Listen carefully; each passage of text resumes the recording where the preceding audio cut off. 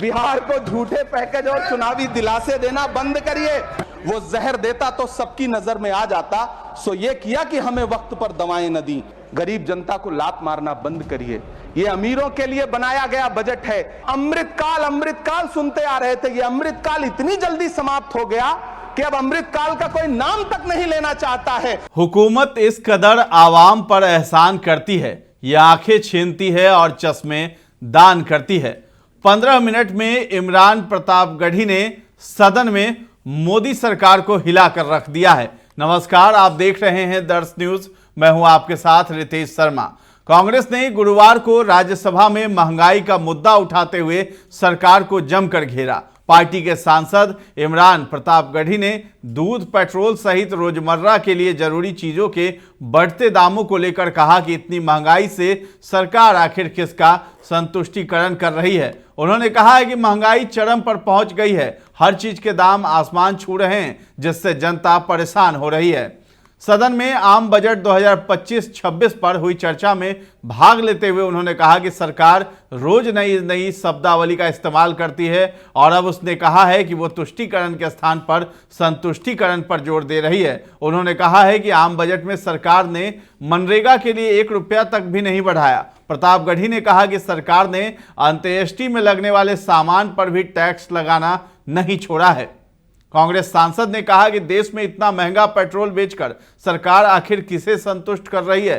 73 रुपए प्रति लीटर दूध खरीदकर भला कौन से लोग संतुष्ट हैं। उन्होंने कहा है कि सरकार का बाजार और महंगाई पर कोई नियंत्रण नहीं रह गया है, हालात लगातार खराब होते जा रहे हैं, हर चीज के दाम बढ़ गए हैं, आम जनता बढ़ती महंगाई से त्रस्त है, लेकिन इसे कम करने के लिए कोई उपाय नहीं किए जा रहे हैं। तो आप भी सुनिए किस कदर से शायराना अंदाज में इमरान प्रतापगढ़ी ने मोदी सरकार पर सदन में हमला बोला है। श्री इमरान प्रतापगढ़ी जी, 15 मिनट। धन्यवाद सभापति महोदय। कभी सुदामा पांडे धूमिल जी ने कहा था कि एक आदमी रोटी बेलता है, एक आदमी रोटी खाता है, एक तीसरा आदमी भी है जो न रोटी बेलता है न रोटी खाता है, वो सिर्फ रोटी से खेलता है। वो तीसरा आदमी कौन है? मेरे देश की संसद मौन है। सभापति महोदय, वो भी क्या दिन थे जब संसद में देश का बजट पेश होता था तो देश की सड़कें ठहर जाया करती थीं। रेल बजट पेश होता था तो लोगों की उम्मीदें रेल के डिब्बों की तरह पटरियों पर दौड़ने लगती थीं। पूरा देश धड़कने रोक करके वित्त मंत्री और रेल मंत्री को सुना करता था। अफसोस, अब बजट पेश हो जाता है, मीडिया चैनल सरकार का महिमा मंडन करते हैं और बेचारी जनता बजट के आंकड़ों के शब्द जाल में उलझी हुई महीनों बाद समझ पाती है कि उसका तो फिर से कट गया। सभापति महोदय, पिछले 2 साल अमृतकालीन बजट पेश किए गए और इस बार एक नई शब्दावली गढ़ी गई है, तुष्टीकरण बनाम संतुष्टीकरण का बजट। सभापति महोदय, सुनने में कितना अलंकारिक लगता है ये शब्द। सोच रहा हूं देश की वित्त मंत्री और प्रधानमंत्री जी से पूछूं कि आखिर किसकी संतुष्टि?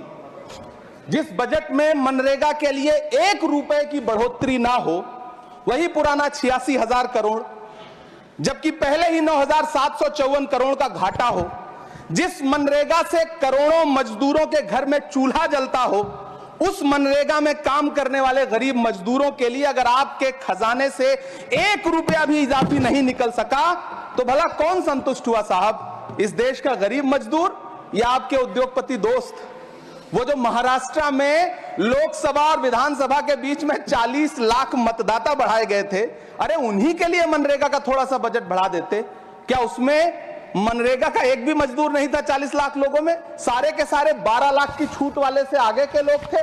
सभापति महोदय, कल जब वित्त मंत्री जी देश की संसद में भाषण दे रही थी तो वहां मुंबई में कोई गरीब इंसान जब अपनी जेब टटोल करके अपनी मोटरसाइकिल में 1 लीटर पेट्रोल भरवा रहा था तो उस पेट्रोल की कीमत थी 103 रुपया प्रति लीटर। आखिर इतना महंगा पेट्रोल डीजल खरीद के कौन संतुष्ट हो रहा है? इस देश के गरीब लोग या फिर सरकार के चहेते धन्ना सेठ?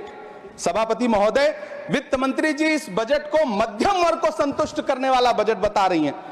अरे मैडम, हम आप यहां पर बैठे रहते हैं और वहां बाहर इसी दिल्ली में 1 लीटर दूध, चाहे वो अमूल का हो या फिर मदर डेयरी का हो, उसकी कीमत 73 रुपए लीटर है। इतना महंगा बेच करके कौन संतुष्ट हो रहा है, गरीब जनता या आपके धन्ना सेठ दोस्त? सभापति महोदय, इस सरकार का बाजार और महंगाई पर कोई नियंत्रण नहीं रह गया है। चाहे देश में लहसुन 400 रुपए किलो बिक जाए, टमाटर 100 रुपए किलो बिक जाए, प्याज का दाम सुनकर आंखों में आंसू आ जाए, लेकिन वित्त मंत्री महोदया बजट में महंगाई का मां भी नहीं बोलती हैं। बच्चों की किताब और पेंसिल तक पर टैक्स लगाने वाले सरकार से मैं पूछना चाहता हूं कि आप मध्यम वर्ग का हितैषी बताते हैं खुद को, तो शर्म नहीं आती है? खुद को धार्मिक कहने वाली सरकार भगवान श्री कृष्ण के प्रिय खाद्य पदार्थों दही और मक्खन तक पर जीएसटी लगाती है और बात करती है मध्यम वर्ग की हिमायती होने की। जिंदा रहते हुए जनता से हर चीज पर टैक्स वसूलने वाली यह सरकार कम से कम मरने पर तो लोगों को बख्श देती, लेकिन नहीं, वहां भी लूटना है। अंतिम संस्कार के सामान, अगरबत्ती, धूप बत्ती, केवड़ा जल, चंदन पाउडर, जौ, बताशा, काला तिल, पंचरत्न, कपूर और कफन तक पर टैक्स लेने वाली यह सरकार किस मुंह से खुद को मध्यम वर्ग का हितैषी बताती है? कौन सी संतुष्टि, किसकी संतुष्टि? कदम कदम पर टैक्स देकर लुटने वाली जनता की, या फिर जनता से टैक्स वसूल करके धन्ना सेठों का खजाना भरने वाली सरकार की? किसकी संतुष्टि? सभापति महोदय, 18 अगस्त 2015 आरा का बिहार का ऐतिहासिक मैदान, सजा हुआ मंच, हजारों की भीड़ और सामने खड़े हुए देश के प्रधानमंत्री का भाषण। बिहार के भाइयों बहनों, आज मैं बिहार के लिए पैकेज की घोषणा कर रहा हूं। 50,000 करोड़ कर दूं कि ज्यादा कर दूं? अखिलेश भाई, 60,000 करोड़ कर दूं कि ज्यादा कर दूं? 70,000 करोड़ कर दूं कि ज्यादा कर दूं? 80,000 करोड़ कर दूं कि ज्यादा कर दूं? चलो, मैं बिहार को 1.25 लाख करोड़ का पैकेज दे रहा हूं। 10 साल हो गए सभापति महोदय, वही ढाक के 3 पात। बिहार आज भी विकास की बाट जो हो रहा है, भाषण आज भी प्रधानमंत्री जी के यूट्यूब चैनल पर सुना जा सकता है। जो झूठ बोल के करता है मुतमईन सबको, वो झूठ बोल के खुद मुतमईन नहीं होता। सभापति महोदय, ये तो राहुल जी का असर है। कौन सा शब्द सर, कौन सा शब्द? झूठ। झूठ, ठीक है सर, मिथ्या बोल करके। जो मिथ्या बोल के करता है मुतमईन सबको, वो मिथ्या बोल के खुद मुतमईन नहीं होता। ये राहुल जी का असर है। जो मखाना बोर्ड की घोषणा हुई, अखिलेश जी आपको याद होगा, भारत जोड़ो न्याय यात्रा में 30 जनवरी 2024 को बिहार के रंगभूमि मैदान में राहुल गांधी जी का पूर्णिया में भाषण था और उसमें मखाना को लेकर उन्होंने आवाज उठाई थी। ये उनका असर है कि आपको मखाना बोर्ड बनाना पड़ा, वरना तो आप मैखाना बोर्ड बनाने वाले लोग हैं। सभापति महोदय, बिहार को झूठे पैकेज और चुनावी दिलासे देना बंद करिए। आज भी जब कोसी में बाढ़ आती है तो पूरा सीमांचल बर्बाद हो जाता है। मैंने उस तबाही को अपनी आंखों से देखा है। 2016-17 की बाढ़ में अपने इन्हीं हाथों से राहत सामग्री बांटी है मैंने। अगर सच में बिहार के लिए कुछ करना चाहते हैं तो बिहार को बाढ़ से बचाने का प्रबंध करिए। पूर्णिया एयरपोर्ट 10 साल से बाट जो रहा है, घोषणा 2014 में हुई, बन के आज तक तैयार नहीं हुआ। अलीगढ़ मुस्लिम विश्वविद्यालय का किशनगंज सेंटर बजट के अभाव में दम तोड़ता जा रहा है। मैंने पिछले बजट सत्र में भी आवाज उठाई थी। आज फिर वित्त मंत्री जी से अनुरोध करना चाहता हूं, दामन फैला करके, कि अलीगढ़ मुस्लिम विश्वविद्यालय का किशनगंज सेंटर बन जाने दीजिए। आखिर कौन सी नफरत है? यह मुल्क हमारा भी है, इस मुल्क की मिट्टी में हमारा भी खून पसीना शामिल है। हमसे इतनी भी क्या नफरत? रिश्तों की ये नाजुक डोरें तोड़ी थोड़ी जाती हैं, अपनी आंखें दुखती हो तो फोड़ी थोड़ी जाती हैं। सभापति महोदय, अल्पसंख्यक मंत्रालय का बजट काटकर मौलाना आजाद नेशनल फेलोशिप बंद कर देना, प्री मैट्रिक स्कॉलरशिप बंद कर देना, नई मंजिल योजना बंद करना, धरोहर योजना बंद करना। 2024-25 के बजट में माइनॉरिटी मिनिस्ट्री के लिए 3,183 करोड़ रुपए की घोषणा हुई, लेकिन देश को हैरत होगी कि बाद में समीक्षा करके लगभग आधा कर दिया गया, 1,868 करोड़ रुपए। मुझे सरकार से पूछना है कि कौन संतुष्ट हुआ? इस देश का अल्पसंख्यक संतुष्ट हुआ या आप संतुष्ट हुए? किसका संतुष्टिकरण? सभापति महोदय, मैं प्रधानमंत्री जी से कहना चाहता हूं कि आप ही ने 1 मार्च 2018 को किंग अब्दुल्ला को, जॉर्डन के किंग अब्दुल्ला को मेहमान बना करके इसी दिल्ली में एक कॉन्फ्रेंस में कहा था कि मैं मुसलमानों के एक हाथ में कंप्यूटर और दूसरे हाथ में कुरान देना चाहता हूं। कंप्यूटर देने की बात तो छोड़िए, पढ़ाई के लिए जो स्कॉलरशिप मिल रही थी उसको भी छीन लिया आपने। किसको संतुष्ट करने के लिए? हम समझते हैं इस साजिश को। आप माइनॉरिटी मिनिस्ट्री का बजट काटते काटते एक दिन मिनिस्ट्री को ही बंद कर देना चाहते हैं। वो जहर देता तो सबकी नजर में आ जाता, सो ये किया कि हमें वक्त पर दवाएं न दी। सभापति महोदय, मैं तो वित्त मंत्री जी से पूछना चाहता हूं आपके माध्यम से कि शायद आपको पता ही नहीं है कि गृहस्थी चलाने वाली एक गृहिणी की मुश्किलें क्या क्या होती हैं। आपने कभी सोचा भी नहीं होगा कि जब वो किचन में सब्जी बनाने के लिए कढ़ाई में तेल डालती है तो उसके साथ उसके आंसू भी गिरते हैं। सभापति महोदय, शायद उन्हें पता भी ना हो कि एक छोटी सी गाड़ी और एक छोटे से फ्लैट का ईएमआई भरने के बाद इस देश का एक गरीब इंसान जब अपने बच्चों की फीस भरने के बारे में सोचता है तो उसे कितनी खुशियों का गला घोंटना पड़ता है। शायद उनको पता भी नहीं है कि फसल बेच करके बिटिया की शादी का सपना सजाने वाला किसान जब अपनी फसल बर्बाद देखता है तो कितनी रातें सो भी नहीं पाता है। सभापति महोदय, शायद वो कभी इस पीड़ा को समझ ही नहीं पाएंगी कि परिवार के किसी एक सदस्य को कैंसर जैसी बीमारी हो जाए तो घर और जमीनें गिरवी रख उठती हैं लेकिन इलाज नहीं हो पाता। सभापति महोदय, इसी देश की संसद में कभी स्वर्गीय सुषमा स्वराज जी ने कहा था कि जब देश की करेंसी गिरती है तब देश की प्रतिष्ठा गिरती है। एक तरफ कोलंबिया जैसा छोटा सा देश और उसके प्रधानमंत्री गुस्तावो पेत्रो खड़े हैं जो कोलंबिया के नागरिकों को हथकड़ी लगाकर लाने वाले जहाज को अमेरिका बैरंग वापस लौटा दे रहे हैं, और दूसरी तरफ हमारे प्रधानमंत्री जी खड़े हैं जो बेड़ी और हथकड़ी लगा करके लाए गए बेटों के अपमान पर एक शब्द नहीं बोल रहे।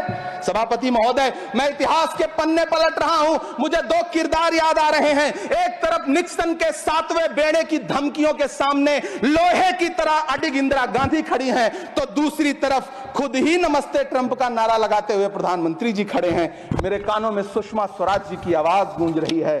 बहुत कम बोलने वाले डॉक्टर मनमोहन सिंह ने बहुत ज्यादा बोलने वाले प्रधानमंत्री जी को जब देश की बागडोर सौंपी थी तो $1.58 का था, आज 85 से 87 के बीच में झूल रहा है। इन दिनों रुपए की अहमियत गिरती है तो न तो देश की प्रतिष्ठा गिरती है, ना प्रधानमंत्री की गरिमा। जिस देश में 80 करोड़ लोगों को 5 किलो राशन के लिए कतारों में लगना पड़ता हो, उस देश में यह सरकार 12 लाख तक के टैक्स न लेने के लिए अपनी पीठ थपथपा रही है। हुकूमत इस कदर आवाम पर एहसान करती है, ये आंखें छीनती है और चश्मे दान करती है। सभापति महोदय, महाराष्ट्र का भिवंडी हो, मालेगांव हो, इचल करंजी हो, यूपी का बनारस हो, मुआयमा हो, मुबारकपुर हो, रांची का छोटा नागपुर हो, बिहार का भागलपुर हो, हर जगह बुनकरों की उम्मीदें तोड़ रही हैं, लेकिन इस सरकार के पास उनके लिए कुछ भी नहीं है। मुरादाबाद का पीतल उद्योग, कानपुर का चमड़ा उद्योग, सहारनपुर का लकड़ी उद्योग, फिरोजाबाद का चूड़ी उद्योग, अलीगढ़ का ताला उद्योग, सब सरकारी प्लानिंग से तबाह हो रहे हैं। इन तमाम के बीच सरकारी सपोर्ट से बस एक उद्योग फल फूल रहा है, नोएडा का नफरत उद्योग। सभापति महोदय, जिस देश में 40 से 45% मेडिकल फैकल्टी की सीट खाली हो, वहां बजट में 75,000 नए मेडिकल सीट्स का ऐलान हो रहा है। सरकार बहादुर, कम से कम इस देश के पढ़े लिखे युवाओं को तो मूर्ख समझना बंद करिए।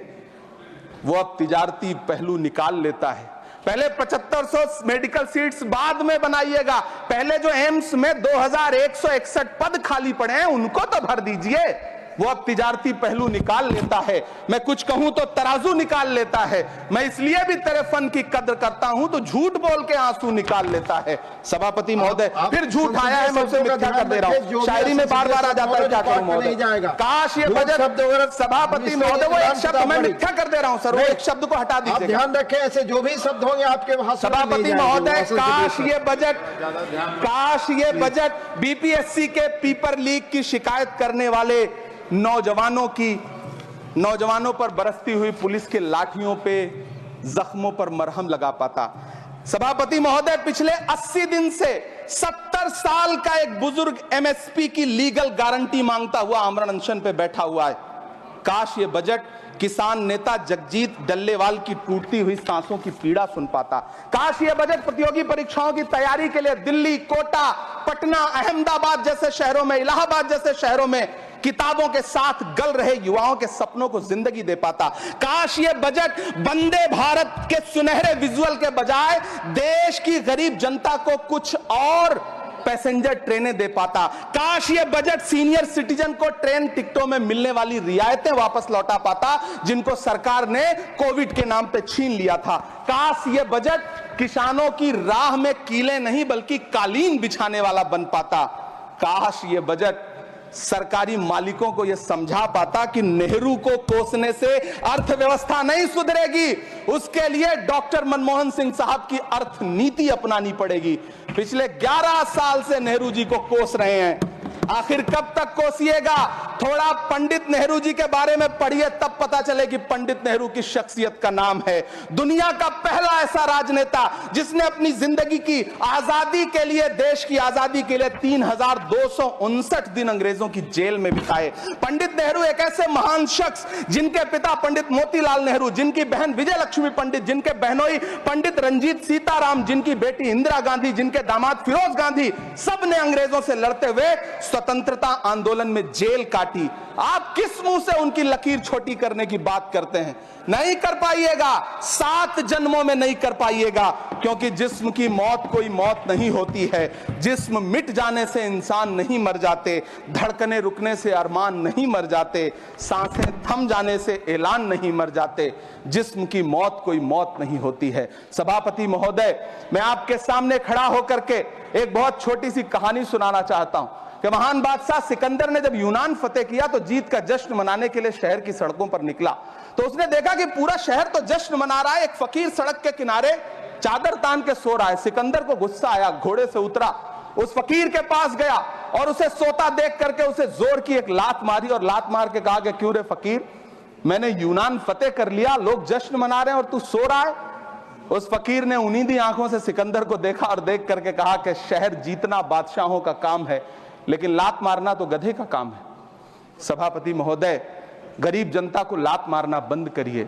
ये अमीरों के लिए बनाया गया बजट है, ये निराशाजनक बजट है। हम अमृतकाल सुनते आ रहे थे, ये अमृतकाल इतनी जल्दी समाप्त हो गया कि अब अमृतकाल का कोई नाम तक नहीं लेना चाहता है। इसलिए मैं इस सदन में खड़ा होकर के देश की वित्त मंत्री महोदया से कहना चाहता हूं कि आपने अल्पसंख्यकों के बजट में जो कटौती की है उसको बहाल करिए। आपने मनरेगा को जो स्थिर रखा है उसका घाटा 9,754 करोड़ है, कम से कम उतना बढ़ा करके फिर से उसे बहाल करिए। नौजवानों के लिए रोजगार दीजिए, किसानों को एमएसपी की लीगल गारंटी दीजिए। यही मैं आपसे अपील कर रहा हूं। धन्यवाद सर, आपने इतना जो समय दिया उसके लिए शुक्रिया। आपको बता दें कि कांग्रेस सांसद इमरान प्रतापगढ़ी ने दावा किया है कि कांग्रेस नेता राहुल गांधी ने भारत जोड़ो यात्रा के दौरान मखाना कारोबार को लाभ में लाने की बात कही थी और अब सरकार ने उसी बात को ध्यान में रखकर बजट में मखाना बोर्ड की घोषणा की है। उन्होंने कहा है कि काश सरकार का यह बजट पिछले कई महीनों से पंजाब हरियाणा सीमा पर प्रदर्शन कर रहे किसानों के दर्द को समझ सकता। इसके साथ ही कांग्रेस सांसद ने सदन में सरकार पर अल्पसंख्यकों से जुड़ी कई योजनाओं को बंद करने का भी आरोप लगाया। उन्होंने कहा कि मोदी सरकार ने अल्पसंख्यकों से जुड़ी योजनाओं को बंद कर दिया है। प्रतापगढ़ी ने कहा कि आज अलीगढ़, बनारस सहित तमाम शहरों के पारंपरिक उद्योग बंद हो रहे हैं, जिसकी वजह से लोगों के सामने बड़ी परेशानी खड़ी हो रही है। तो फिलहाल इस खबर में इतना ही है। दर्श न्यूज के साथ बने रहें और अभी तक हमारे चैनल को आपने सब्सक्राइब नहीं किया है तो जरूर कर लें। धन्यवाद।